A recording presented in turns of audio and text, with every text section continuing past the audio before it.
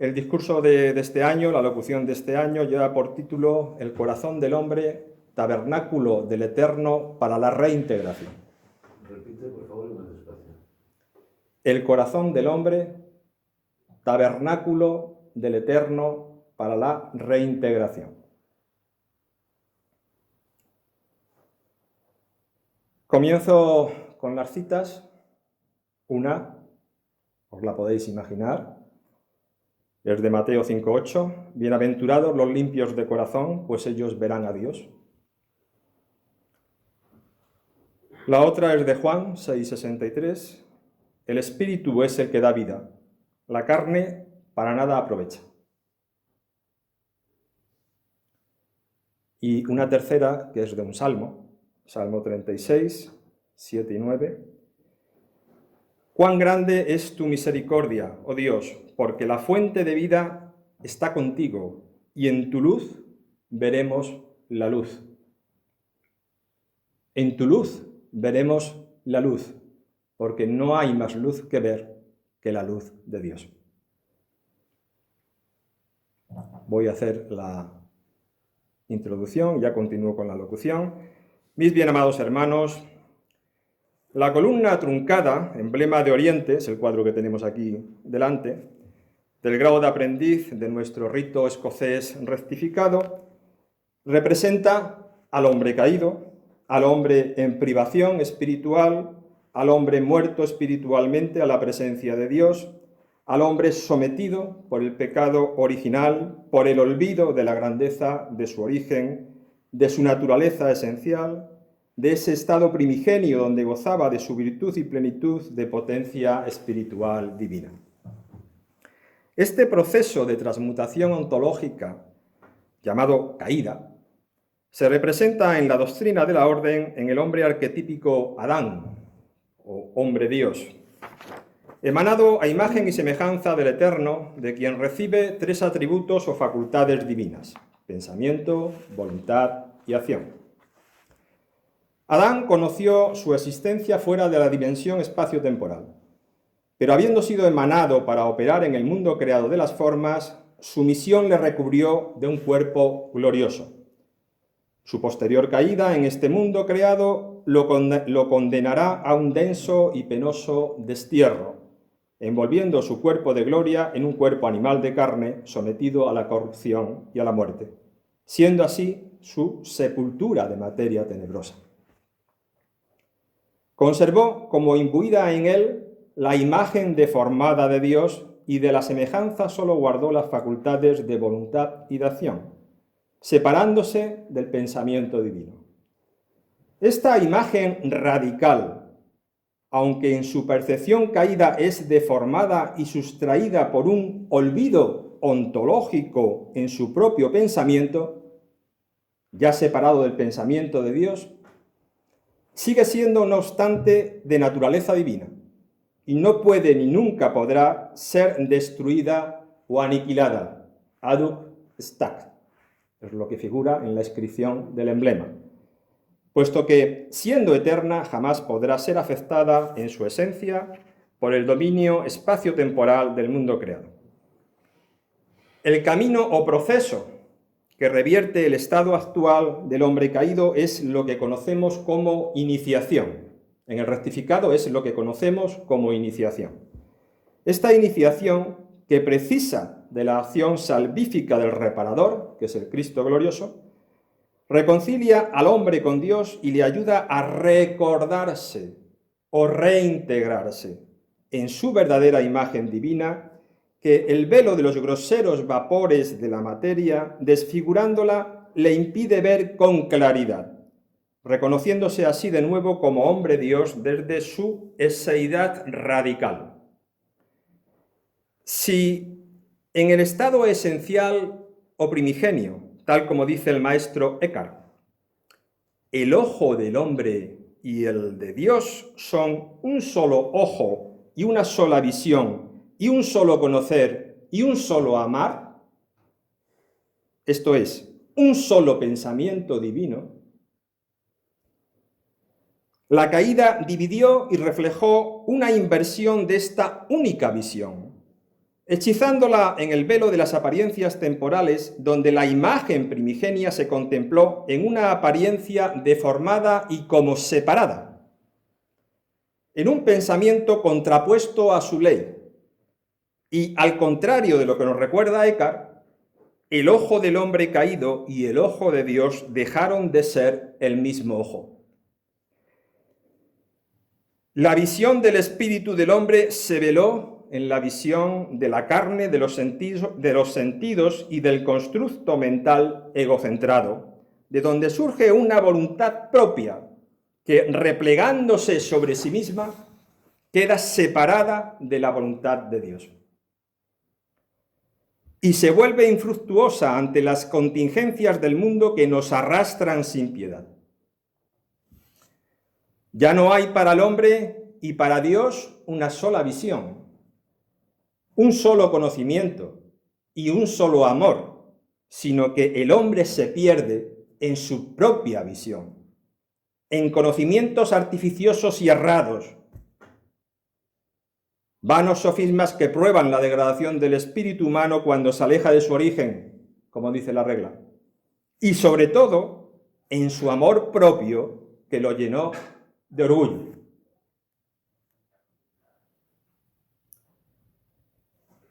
La consecuencia funesta, pues, del hombre caído le hará sufrir una dualidad irreconciliable.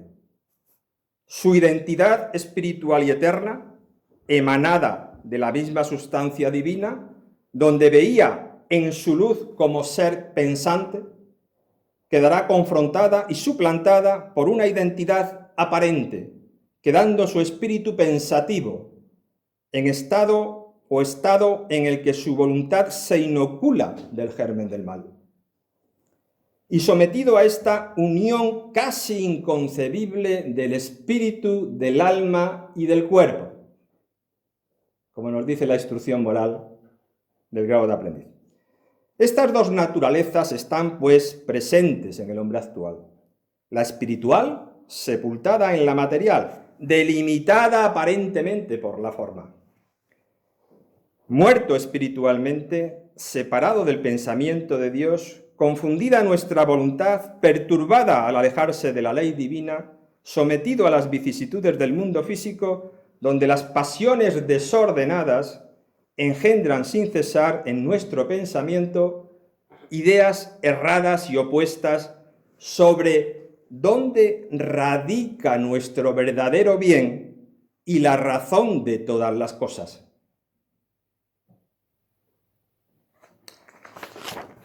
Es por eso que el profeta Isaías se lamenta de esta forma: «Ay de los que llaman al mal bien y al bien mal, que tienen las tinieblas por luz y la luz por tinieblas, que tienen lo amargo por dulce y lo dulce por amargo». Isaías 5:20. Y Mateos y Lucas nos recuerdan lo siguiente: la lámpara del cuerpo es el ojo, por eso si tu ojo está sano, todo tu cuerpo estará lleno de luz. Pero si tu ojo está malo, todo tu cuerpo estará lleno de oscuridad. Así que, si la luz que hay en ti es oscuridad, ¿cuán grande será la oscuridad? Mira, pues, que la luz que en ti hay no sea oscuridad. Y Saint Martin dice lo siguiente: es un espectáculo bastante aflictivo cuando se quiere contemplar al hombre, verlo atormentado por el deseo de conocer sin percibir las razones de cosa alguna, y al mismo tiempo teniendo la audacia y la temeridad de querer darlas para todo. La ignorancia y la voluntad desordenada del hombre son las únicas causas de esas dudas en las que debemos divagar todos los días.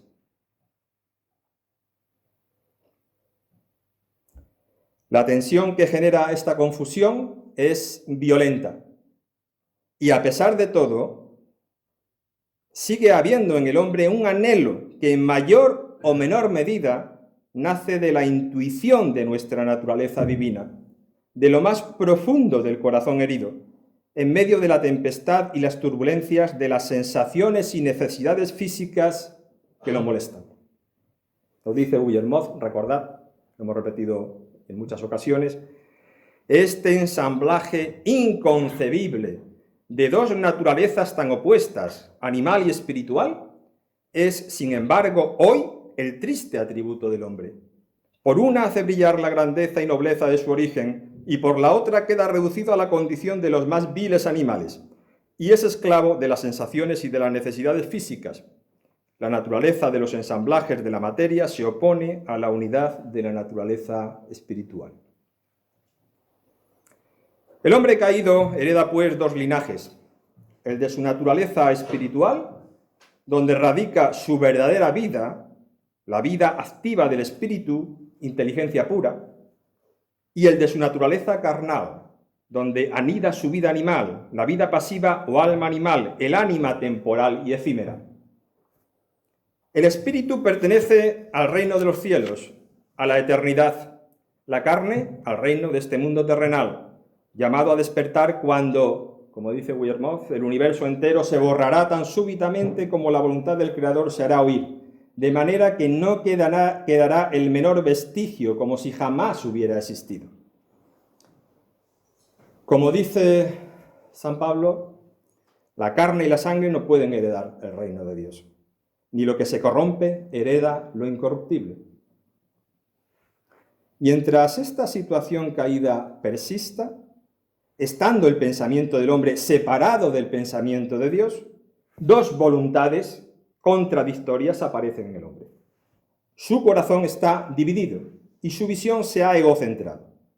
Jacob Böhm, el teósofo y místico de Görlitz, nos describe esta situación de la siguiente forma. Bueno, antes de nada recordar, por si alguien no lo sabe, que Jacob Böhm hizo a través de su pensamiento y su obra de puente entre el maestro Eckhart, Nicolás de Cusa y filósofos como Hegel y Schelling, pero en particular influyó de una forma importante en Luis Clos de Saint-Martin. Nos lo describe así el amigo Böhm.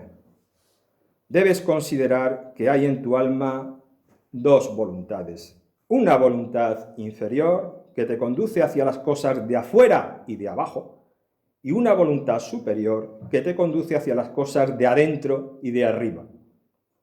Estas dos voluntades se hallan ahora juntas, espalda contra espalda, como si dijéramos y en directa contrariedad de una con la otra, pero no fue así al comienzo. Pues esta contraposición del alma en estas dos no es sino el efecto del estado caído.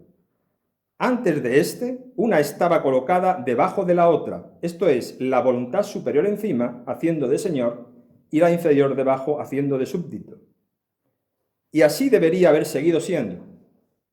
También has de considerar que en respuesta a estas dos voluntades, hay igualmente en el alma dos ojos por los cuales son diversamente dirigidas, pues estos ojos no están unidos en una única visión, sino que miran en direcciones contrarias al mismo tiempo. Están asimismo dispuestos uno contra el otro, sin un medio común que los una. Y de aquí que mientras esta doble visión permanezca, es imposible que haya acuerdo alguno en la determinación de cada una de las voluntades.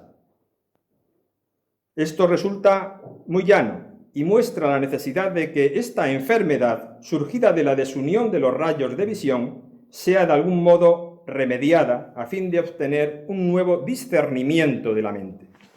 Ambos ojos, por tanto, deben unirse por una concentración de rayos, pues no hay nada más peligroso para la mente que hallarse así en duplicidad y no tratar de llegar a la unidad.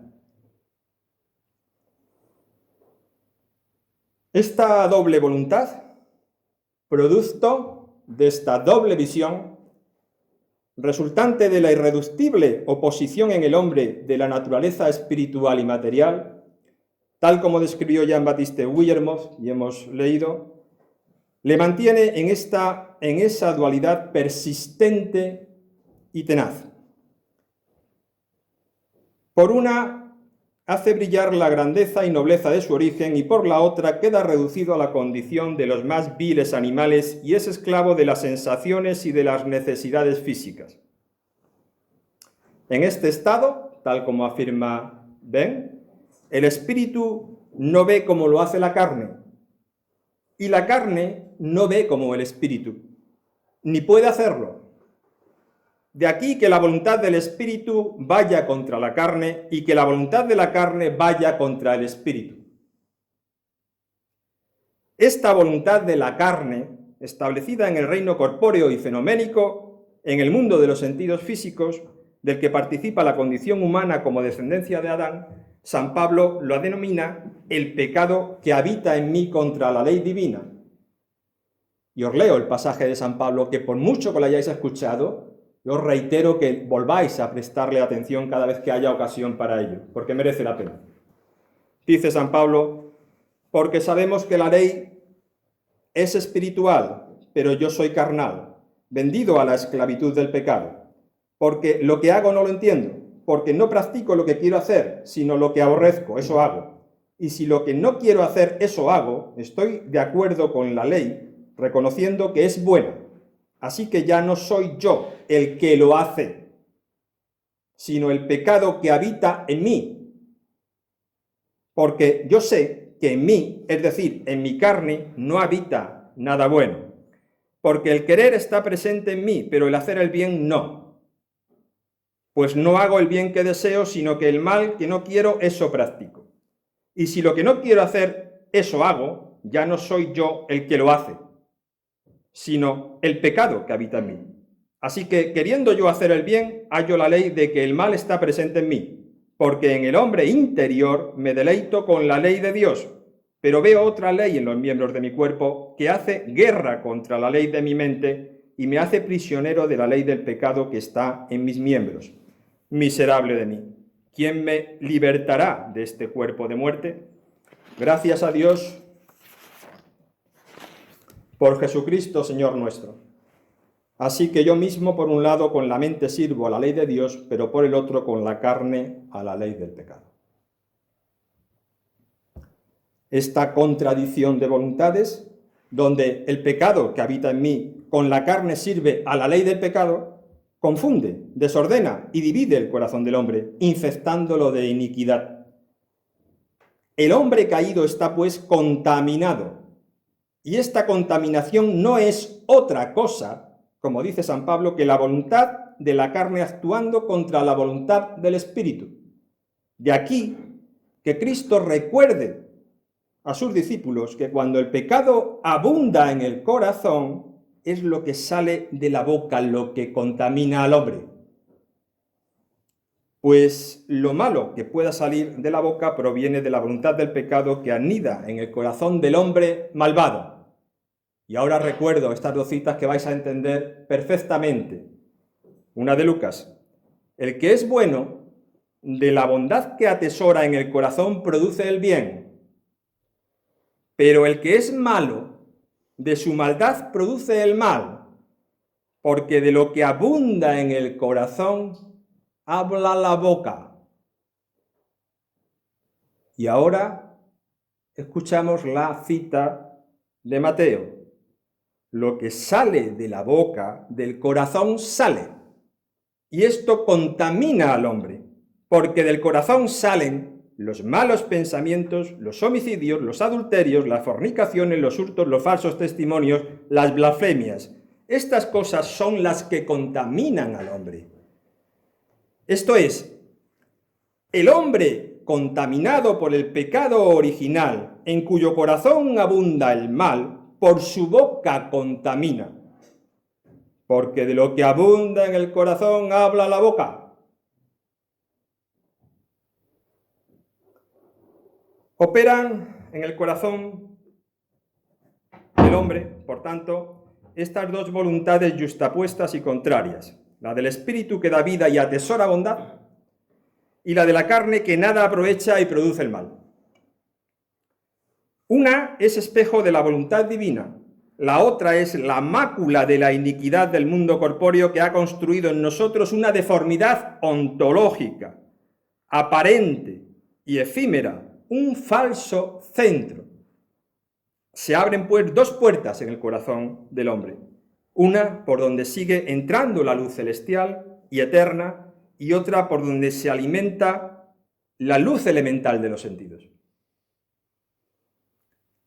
Y de estas dos puertas nos dice San Martín: no olvides que en el corazón del hombre hay dos puertas. Una inferior por la que puede dar al enemigo el acceso a la luz elemental, de la que no puede disfrutar más que por este medio. La otra es la superior por la que puede dar al espíritu que se encierra en él el acceso a la luz divina, que solo se puede comunicar aquí abajo mediante este canal. La debilidad del hombre primitivo dejó que entrase la iniquidad en nuestros dominios. Cuando él comió del árbol de la ciencia del bien y del mal, juntó uno al lado del otro a su ser que habitaba en la luz y a su adversario que moraba en las tinieblas. Esta era la reunión monstruosa que quería impedir la sabiduría divina, advirtiéndole que no comiese de ese árbol de la ciencia del bien y del mal, que habría de darle la muerte. Lo que tenemos que hacer nosotros ahora es la ruptura de esa asociación, si queremos estar en condiciones de comer los frutos del árbol de la vida sin cometer la más abominable de las profanaciones. Para Martínez de Pascually, según describe en su Tratado de la Reintegración de los Seres, el menor corporizado, o sea, el hombre caído, es un tabernáculo del Eterno, cuya puerta oriental está en el corazón, donde contiene el poder espiritual que el alma recibe en el momento de su emanación, en el corazón, y desde donde puede relacionarse con todo ser espiritual, bueno o malo, de los mundos supraceleste, celeste y terrestre, a los cuales accede desde su estado corpóreo. En este tabernáculo, donde el menor opera espiritualmente según su voluntad, que puede ser buena o mala, según se una a los espíritus buenos o malos que habitan en los mundos donde opera, nos dice Pascually, la primera de estas puertas del tabernáculo del menor corporizado, o puerta oriental, como te he hecho observar, es el corazón del cuerpo del hombre. Es por esta puerta superior que el espíritu de vida pasiva entra en el tabernáculo del menor para disponerle a recibir y soportar los efectos de todas las operaciones espirituales divinas que se deben efectuar conjuntamente en el menor. Es por esta misma puerta que penetran en el hombre los más sublimes espíritus, tanto buenos como malos, y cuando dispone el tabernáculo convenientemente según sus leyes, el menor se une con ellos para operar su voluntad buena o mala, conforme a su libertad. Los espíritus susceptibles de operación divina con el menor son todos aquellos que habitan desde el mundo supraceleste hasta la extremidad de todos los mundos temporales. Puedes ver por ello cuál es la multitud infinita de comunicaciones espirituales, buenas o malas, que el menor puede recibir por la puerta oriental de su tabernáculo corporal. Sí, Israel, es el corazón del hombre que todo se opera a favor, es en el corazón del hombre que todo se opera a favor o en contra del bien del menor. El del menor es el tabernáculo vivo donde el Creador ha depositado la vida eterna. Asimismo fue construido con anterioridad al tabernáculo construido por Bezalel, y nada puede prevalecer contra él si el menor no lo consiente. El tabernáculo del menor está incomparablemente por encima de todo otro tabernáculo particular, pues contiene el poder espiritual divino. Así pues, esta juntura, o unión casi inconcebible, que permitió el encuentro del menor Adán con el adversario, los ángeles caídos y las potencias demoníacas, y que para la reconciliación y posterior reintegración de los seres caídos terminó hechizando y secuestrando su voluntad verdadera y la de su posteridad, extravía sin cesar nuestra inteligencia, que se cierra a sí misma y se pierde en el mundo de las formas, completamente ciega a la fuente divina y eterna de la que desciende. Nos recuerda San Martín, la inteligencia humana, a fuerza de fijarse solo en las cosas del orden externo, de las cuales ni siquiera logra presentar una razón que la satisfaga, se cierra mucho más sobre la naturaleza de su ser que sobre los objetos visibles que la rodean. Y, sin embargo, tan pronto como el hombre deja por un instante de contemplar el verdadero carácter de su esencia íntima, pronto se vuelve completamente ciego a la fuente divina eterna de la que desciende, ya que si este hombre volviera a sus elementos primitivos, es el testigo por excelencia y el signo positivo por el cual esta fuente suprema y universal puede ser conocida, debiendo desvanecerse de nuestra mente tan pronto como quitemos el espejo verdadero que tiene la propiedad de reflejarla en nosotros. Ardua tarea la del hombre corrompido. ¿Cómo librará esta batalla? Como dicen los proverbios, ¿quién puede decir, yo he limpiado mi corazón, limpio estoy de mi pecado? Pues solo los limpios de corazón verán a Dios. Serán, como dice San Martín, los eternos testigos por excelencia y el signo positivo por el cual esta fuente suprema y universal puede ser conocida.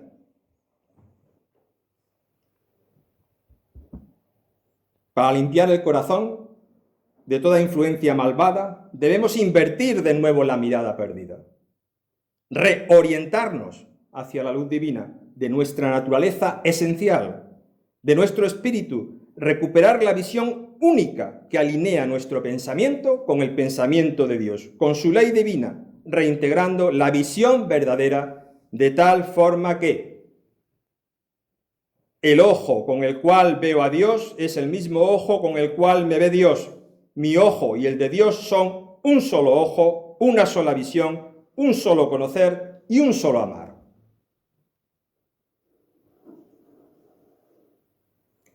Decía Santa Teresa para este propósito, toda nuestra habilidad consiste en vaciar el corazón de deseos, de propiedades, de asimientos, de cosas que impiden el habitar de Dios en nuestro corazón. Pues en teniendo desocupada el alma de lo que a Dios embaraza, toda la ocupa con su gracia, con su luz, con sus virtudes, consigo mismo, y en estando Dios en el alma bien servido y adorado, gobierna, guía, alumbra, purifica y limpia. Está en su casa el alma porque ella tiene visitas extrañas con las que conversa. Pero si Jesús ha de hablar en el alma, ella tiene que estar a solas y se debe callar ella misma si es que ha de escuchar a Jesús. Así, entonces entra él y comienza a hablar. Cristo es la luz del mundo. El Verbo encarnado, la voluntad del Espíritu que no contraviene ninguna voluntad de carne, porque su Verbo no está manchado por la marca del pecado. En su presencia está la presencia de la voluntad del Padre sin distorsión, con total y absoluta transparencia. Por eso dice, yo estoy en el Padre y el Padre está en mí. Cristo vino a someter al pecado, a devolver al hombre su dignidad como imagen y semejanza divina, grandeza y nobleza de su origen, a borrar su deformidad para siempre. Pero como dice Santa Teresa, para que Cristo hable en el alma, él debe estar a solas en el alma y se debe callar ella misma si es que ha de escuchar a Jesús. Esto es, si vemos lo falso que nos ocupa y nos ofusca, no vemos lo verdadero. Y si vemos la verdad que nos plenifica, de lo falso se vacía el alma. Solo la paz de Dios, que sobrepasa todo entendimiento, guardará vuestros corazones y vuestras mentes en Cristo Jesús, nos dice San Pablo en Filipenses. Este es el gran sacrificio que estamos llamados a realizar, el de morir a todo lo que nos es extraño para resucitar en lo único verdadero que nos sostiene. El hombre espiritual, sometido a la muerte y enterrado en el sepulcro de su carne, donde una voluntad partida lo ha separado del pensamiento de Dios, lo ha dividido, ha introducido el germen de la confusión en su pensamiento y en su juicio, creyendo ser lo que no es. Será en el seno de esta muerte donde debe buscar la verdadera vida. La maestría masónica en nuestra orden debe conducir, pues, a descubrir y comprender que la muerte que somete nuestras facultades espirituales, pensamiento, voluntad y acción, a imagen de Dios, en este cuerpo carnal, solo es una limitación extraña y efímera, al sí mismo de donde emanan. Se precisa de una regeneración o resurrección de estas facultades para abrir el verdadero discernimiento, que separa lo propio del sí mismo, nuestro ojo o visión espiritual, de lo que le es extraño, el ojo elemental de la forma animal y mental o visión fenoménica, para que lo extraño no vuelva a usurpar nuestra identidad fontal o divina, nuestra identidad esencial y primigenia. El sacrificio que se le hace necesario al hombre pasa, pues, por inmolar la voluntad de su carne.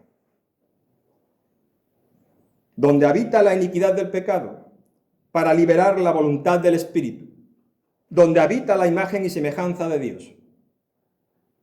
Y de esta forma, como dice Ben, la partición de tu voluntad propia de la criatura habrá sido derribada, y la visión de tu espíritu habrá sido simplificada en y a través del ojo de Dios que se manifestará en el centro de tu vida. En diferentes lugares y en numerosas ocasiones en varios de sus textos, Jean-Baptiste Willermoth insistió enérgicamente en esta misma ley que ya ha operado y que operará hasta la consumación de los siglos. La santificación liberadora de las criaturas desde la generación de Adán, y que consiste en el sacrificio y el abandono de la voluntad propia, donde habita la ley del pecado, y la entrega segura del espíritu a la ley de Dios que le es propia. Recuerdo dos citas de Willermoth donde insiste en esto que ya conocéis. Es siempre por la misma ley que se opera la santificación de la universalidad de los seres emanados. Solo será por el sacrificio voluntario del libre albedrío, por el abandono más absoluto de la voluntad propia y por la aceptación de este abandono por parte de Dios, que podrá efectuarse su unión indisoluble con aquello que opera su santificación. Miremos al hombre y consideremos la vía que le es así trazada para su rehabilitación, tanto para él como para su posteridad. Allí encontraremos un nuevo sujeto para reconocer la inmutabilidad de la ley divina según la cual se produce la santificación de los seres espirituales. Y nos dice también, el precepto de una entera sumisión a la voluntad de Dios y de una perfecta renuncia a vosotros mismos es tan absoluto y su constante ejecución es al mismo tiempo tan difícil que parece que nuestro divino Señor y único Maestro Jesucristo vino sobre la tierra para enseñarlo tanto por su ejemplo como por sus instrucciones. ¿Qué mayor ejemplo podía dejarnos que su consentimiento 3 veces repetido en el Jardín de los Olivos de morir ignominiosamente sobre una cruz, a pesar de la repugnancia extrema que su humanidad asustada acababa de manifestar? Oh hombres, qué lección, meditad día y noche y no lo perdáis nunca de vista. Esta santificación del hombre devuelve su corazón al estado prístino y original, le devuelve a su verdadero centro, donde su función, en tanto que imagen y semejanza divina, no es otra que la de glorificar a Dios en todos los seres. El corazón del hombre, lo dice San Martín, es la zona que ha elegido la divinidad para su lugar de reposo y que lo único que pide es venir a ocuparla. Pide venir a ocuparla, pero antes que venga a ocuparla tendrás que vaciarla. No es una verdad muy grande para nosotros saber que Dios ha elegido semejante lugar de reposo solo porque el corazón del hombre es amor, ternura y caridad y porque por consiguiente este secreto nos descubre la verdadera naturaleza de nuestro Dios, que consiste en ser eternamente amor, ternura y caridad, sin lo cual no trataría de habitar en nosotros si no fuese a encontrar estos beneficios indispensables? Alma del hombre, piensa en cuidarte, en limpiarte meticulosamente, ya que estás destinada a recibir a semejante huésped. Piensa que debes ser el espejo del Eterno. Sí, el espejo, el reflejo activo de su amor. Aunque no pases, por decirlo así, más que un día en la tierra, ya es tiempo suficiente para observar y conocer no solo cuál es la meta de tu existencia, sino también cuál es el camino que te ha marcado para mantenerte en el puesto, cualquiera que sea, que quiera confiarte la sabiduría suprema durante esta estancia pasajera. Conformada así la voluntad del hombre con la voluntad de Dios, viendo con un solo ojo, con la misma luz, el hombre en Dios y Dios en el hombre, siendo así el mismo hombre un santo y sublime pensamiento de Dios, obra y órgano de la divinidad, podrá finalmente operar su misión con una única visión verdadera ya restaurada. Nos dice Ben al respecto: alcanzar la luz de Dios en el espíritu de mi alma y ver con el ojo de Dios, es decir, con el ojo de la eternidad, en el fundamento eterno de mi voluntad, y podré al mismo tiempo gozar de la luz de este mundo, no degradando, sino adornando la luz de la naturaleza. Contemplaré con el ojo de la eternidad las cosas eternas y con el ojo de la naturaleza las maravillas de Dios, sustentando así la vida de mi vehículo o cuerpo exterior. He aquí el resultado de la regeneración de nuestras facultades divinas, que permite trascender la apariencia donde se gestó la corrupción y borrar para siempre la marca del pecado, quedando así el corazón del hombre purificado para iluminar y restablecer con su presencia la gloria de Dios en toda la creación. Pero, ¿dónde está el ojo de la eternidad? ¿Y dónde está la gloria de Dios? Aquí. ¿Dónde puede estar algo eterno? Donde no opera ningún devenir fenoménico, pero desde donde todo devenir fenoménico se contempla. Por lo tanto, este aquí ontológico hace referencia al ser, desde donde se contempla el acontecer, que es el aquí fenoménico. Desde este aquí, el Eterno hace nuevas todas las cosas, como dice el Apocalipsis. Pues en Él, en el Eterno, yo soy el Alfa y la Omega, el principio y el fin. Es ahí donde mi sed se sacia del manantial de agua de la vida que el Eterno vierte gratuitamente. Y esta será nuestra herencia. Estoy haciendo referencias al Apocalipsis. Yo seré Dios para él y él será hijo para mí. Entramos, pues, en el reino de los cielos como verdaderos hijos de Dios, desde este aquí ontológico y eterno que sostiene nuestra existencia.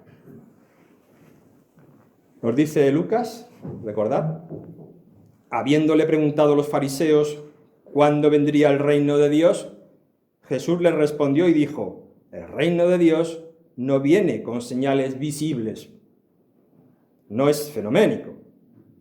Ni dirán, mirad, aquí está, es aquí fenoménico, o allí está, porque he aquí, el reino de Dios está en y entre vosotros. Traduzco la partícula entos griega, se puede traducir como en o entre. Por lo tanto, el no lugar del paraíso o del reino de los cielos está en todos los lugares, porque no se trata de un sitio, sino un modo de estar en todas partes.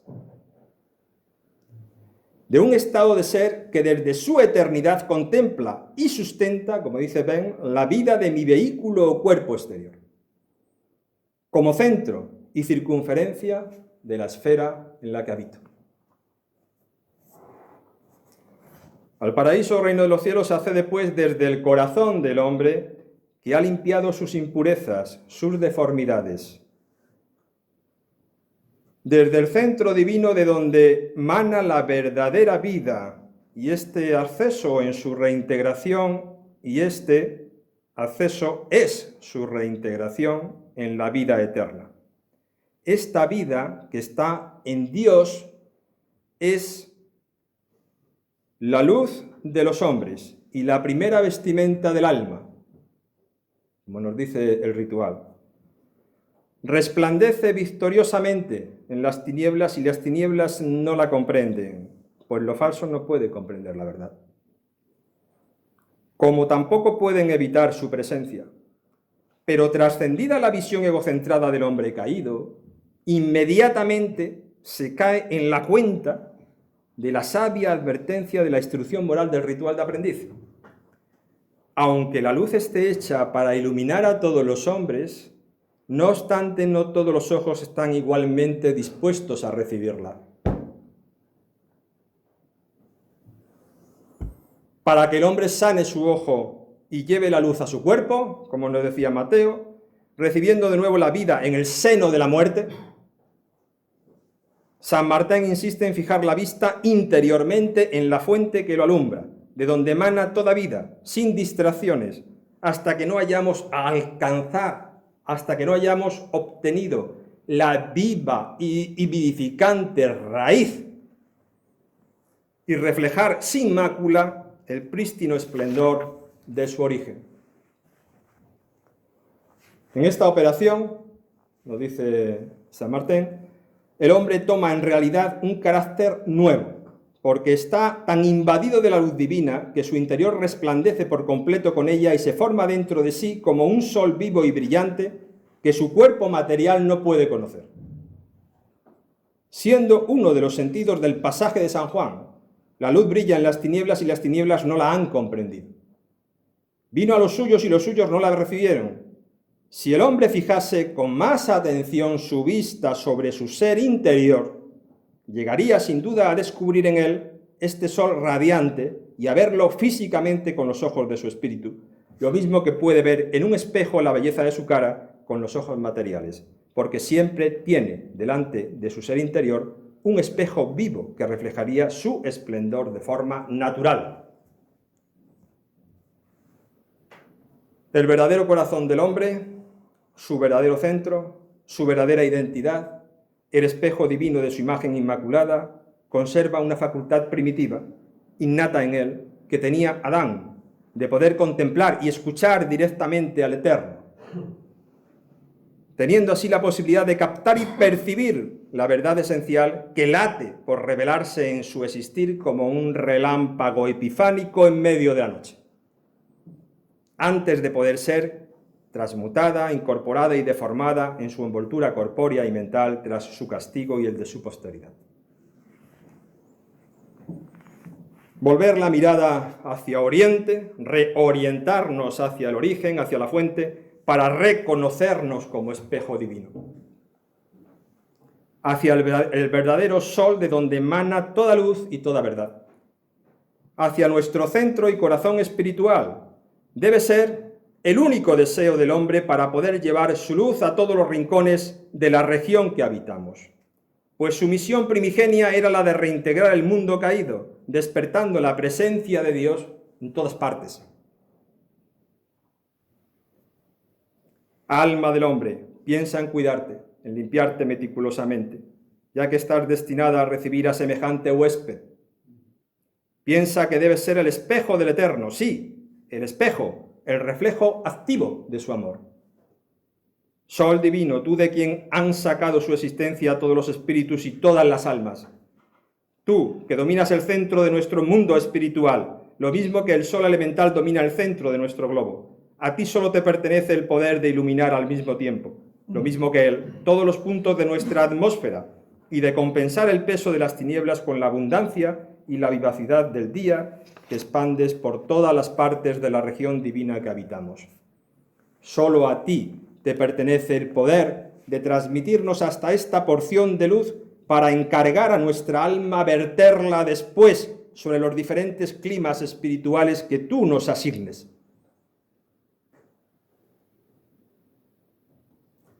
En este flujo de luz, de lo real, sol divino, mundo celestial, eternidad, a lo transitorio, mundo natural, temporalidad, la luz primigenia que irradia del corazón espiritual se refleja también sobre la mente racional, como la luz del sol se refleja sobre la luna.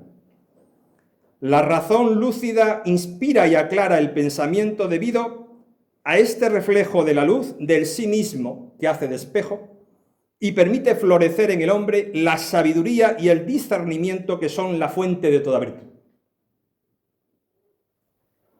Esta luz celestial muestra que en el corazón están impresas las leyes divinas, permitiendo al hombre discriminar los objetos del círculo universal y operar así en la temporalidad, disolviendo el hechizo de la luz elemental que teje los falsos sofismas que extravían la inteligencia. Pero cuando se vuelve hacia adentro, hacia su verdadero centro atemporal, hacia su verdadero oriente, la fuente de la luz primordial brilla por sí misma y la mente se desvanece en la nada como la luz de la luna por el día. La percepción dual, temporal y aparente, simbolizada en nuestros templos por el ajedrezado del suelo, la dualidad, es trascendida en el misterio no dual del Eterno como Santísima Trinidad, simbolizado por el delta de Oriente. De ahí que Jesús afirme que solamente aquel que ha venido de Dios ha visto al Padre, lo que realmente viene a decir que nadie vuelve al ser sino el mismo ser, ese ser que nunca estuvo en otro lugar distinto porque no hay nada fuera de Dios. Así está llamado el hombre a nacer de nuevo en espíritu, para realizar la gloria de Dios en el mundo, guardando con celo sus facultades despiertas. Bienaventurados los que hayan purificado su corazón lo suficiente para que pueda servir de espejo a la divinidad, ya que la divinidad será a su vez un espejo para ellos. El hombre nuevo no duda que por este medio llega a ver a Dios interiormente, pues sabe que este era el objeto de la existencia del hombre primitivo. Por consiguiente, pondrá vigilantes en todas las avenidas de su ser, para impedir que penetre en él alguna influencia falseada y empañe el brillo de este espejo divino que lleva en sí. Estos vigilantes serán fieles guardando su puesto, ya que el hombre puede colocarlos con autoridad y no pueden dejar de cumplir con cuidado sus funciones cuando se decide a darles sus órdenes. Así que nunca olvidemos este aspecto primordial de la regla: vela, reza. Vela y reza, para que jamás tu boca altere los pensamientos secretos de tu corazón, que seas siempre el órgano veraz y fiel, como dice la regla. Pues el peligro de las ilusiones a las que está expuesto el hombre durante su curso pasajero solo se puede rechazar velando y depurando sin cesar sus deseos, lo dice el ritual de aprendiz. Atesorarás entonces bondad en tu corazón, de donde brotará el fruto del Espíritu, que es amor, gozo, paz, paciencia, benignidad, bondad y fidelidad. Lo dice San Pablo en Gálatas. Y tu boca será fuente de bendiciones y de alabanzas, porque, como hemos dicho, de lo que abunda el corazón, habla la boca, y algunos llevan la radiografía en los dientes. Hombre de deseo, esfuérzate para alcanzar la montaña de la bendición. Haz renacer en ti la verdadera palabra. Todas las voces inoportunas estarán lejos de ti y oirás continuamente la santa voz de tus obras y la voz de las obras de todos los justos. Todas las regiones regeneradas en la palabra y en la luz elevarán como tú la voz a los cielos. Ya no existirá más que un sonido que se hará oír para siempre, y ese sonido es el eterno, el eterno, el eterno, el eterno, el eterno. Estoy citando a San Martín en El hombre de deseo. Desciende, pues, como nos dice la regla, a menudo hasta el fondo de tu corazón, para escudriñar en él hasta los rincones más escondidos. No dejes allí ninguna sombra de iniquidad que pueda adulterar o deformar la obra divina que se opera en ti, en la presencia del ser pleno de majestad, que debe iluminar tu existencia, que llena tu corazón, como dice la regla, para que puedas contemplarlo tal como Adán lo hacía en el origen antes de la caída, y advertirás que, aún en el estado caído, esta obra divina opera nuestra reparación. Pues Dios es quien obra en vosotros el querer y el hacer como bien le parece. Vuelvo a citar a San Pablo. Así pues, para los que aman a Dios, todas las cosas cooperan para bien, y todo lo que obra para bien, según la voluntad de Dios, y la acción del Espíritu Santo, está para hacernos conforme a la imagen del reparador. Entra, pues, en profundo silencio, a contemplar a Dios en el templo del hombre, el santuario del Señor.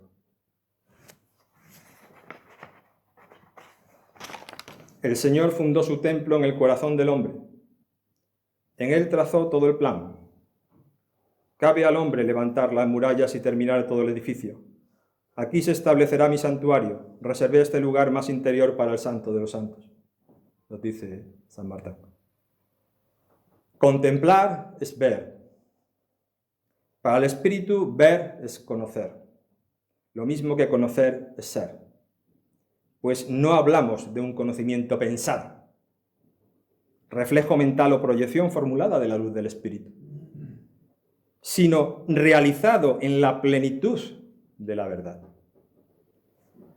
Por ello, y vuelvo a la regla, el conocimiento de ti mismo es el gran eje de los preceptos masónicos, pues en esa contemplación de lo que eres, de lo que realmente eres como emanación divina, caerás en la cuenta de que el reino es la presencia del Padre engendrándote como hijo en la cueva del corazón, donde nace el sí mismo, que conoce y es conocido en la luz del Padre. Y ahora cito a Tomás, texto copto de Nag Hammadi, conocido como el Evangelio de Tomás. El reino está dentro de vosotros y fuera de vosotros. Cuando lleguéis a conoceros a vosotros mismos, entonces seréis conocidos y caeréis en la cuenta de que sois hijos del Padre viviente. Pero si no os conocéis a vosotros mismos, estáis sumidos en la pobreza y sois la pobreza misma. De esta forma, los limpios de corazón verán a Dios. En su luz verán la luz, como dice el Salmo, y verán el ojo de Dios en todo lo creado, plenificados y reintegrados en Cristo, que está, como nos dice San Pablo, presente en nosotros todos los días hasta el fin del mundo. Nos dice en Mateo, siendo uno en Cristo con el Padre, reintegrándonos en nuestra naturaleza esencial o primigenia, en lo que somos, y en Él al mismo tiempo.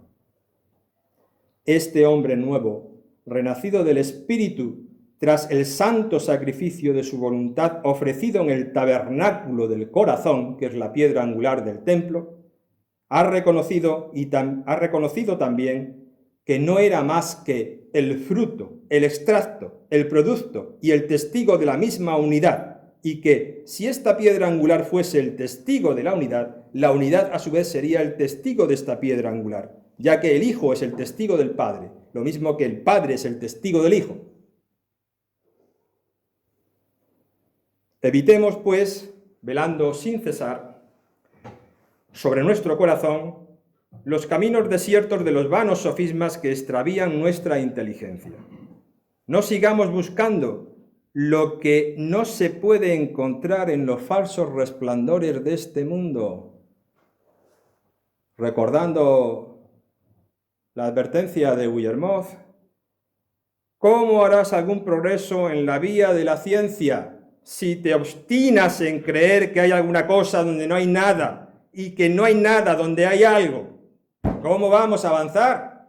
Es imposible. ¿Realmente quieres encontrar algo? Permite entonces que Dios te acrisole, te limpie, te renueve y te modele en el tabernáculo del corazón, siendo vigorosamente fortalecidos por la acción de su Espíritu en el hombre interior, conociendo el amor de Cristo que excede a todo conocimiento para que os vayáis llenando hasta la total plenitud de Dios, reconociéndote en un solo ojo y una sola visión y un solo conocer y un solo amar como espejo inmaculado y fiel de su imagen y semejanza.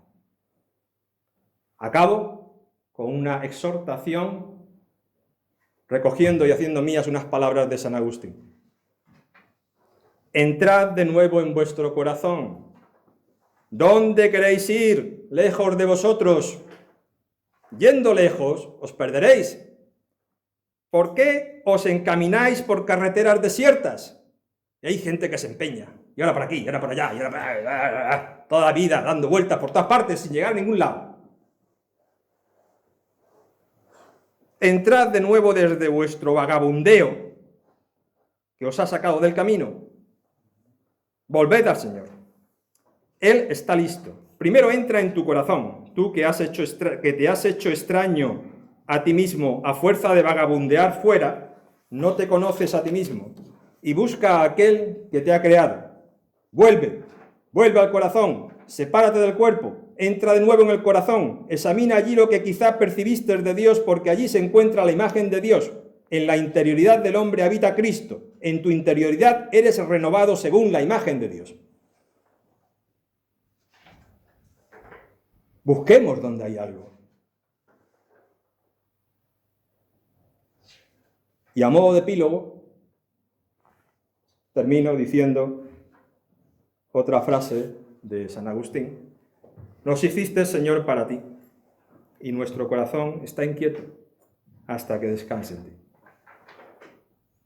Y continuará inquieto hasta que descanse en ti, porque no puede descansar